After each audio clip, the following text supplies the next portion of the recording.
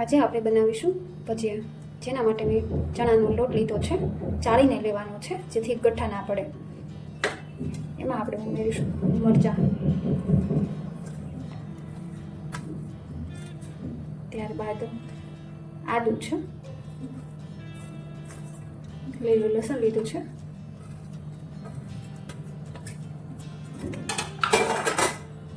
તીખાની ભૂકી છે, આખા ધાણા છે અધકચરા, આ મેથી છે, એને આપણે ધોઈને લઈશું.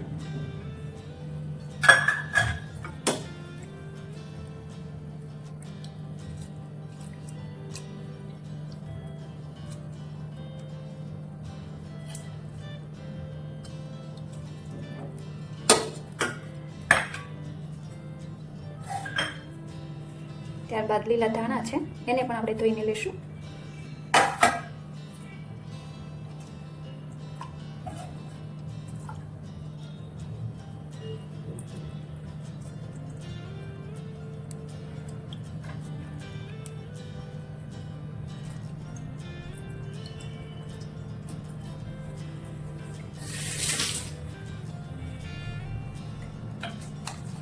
એમાં આપણે સ્વાદ પ્રમાણે નમક નાખીશું.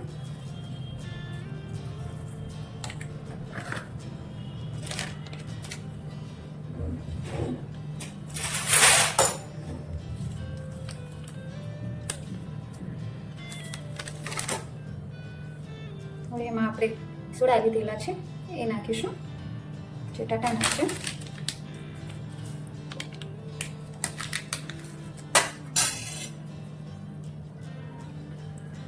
હવે આપણે એને મિક્સ કરીને પાણી વડે બાંધી લઈશું.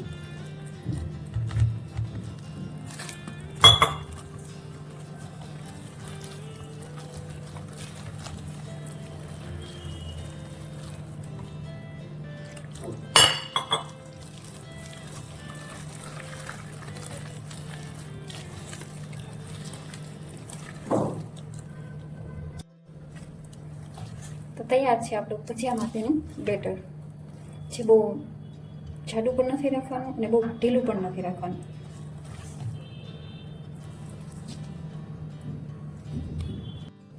હવે છેલ્લે જ્યારે તમારે ભજીયા પાડવા હોય ત્યારે તમારે થોડાક સોડા લઈને લીંબુનો રસ નાખીને ફોડી લેવાના છે.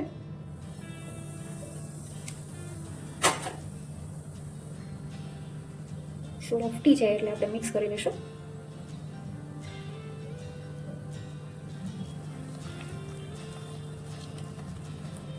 એને બહુ હલાવવાનું નથી.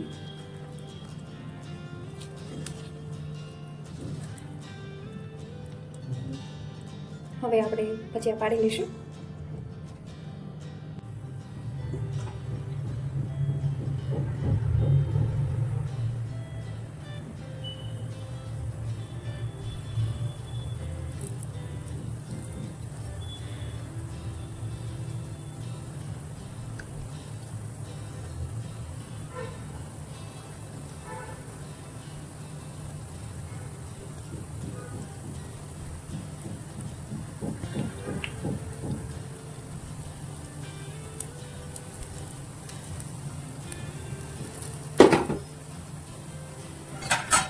ગેસની ફ્લેમ હાઈ હોય તો ધીમી કરી દઈશું. તમે જોઈ શકો છો કે એના મેળે પલટે છે તેમજ ફૂલી ગયા છે. ગેસની ફ્લેમ સ્લો કરી દઈશું સાવ.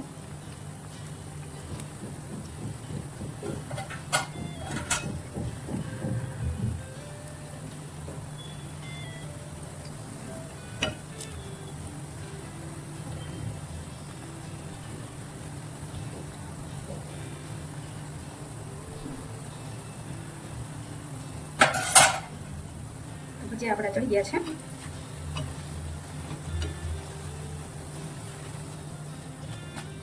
તૈયાર છે આપણા ભજીયા. તો તૈયાર છે આપણા ભજીયા, જે પોચા રૂ જેવા છે. તમે જોઈ શકો છો, મસાલાથી ભરપૂર. શિયાળામાં જે બહુ જ મજા આવે છે.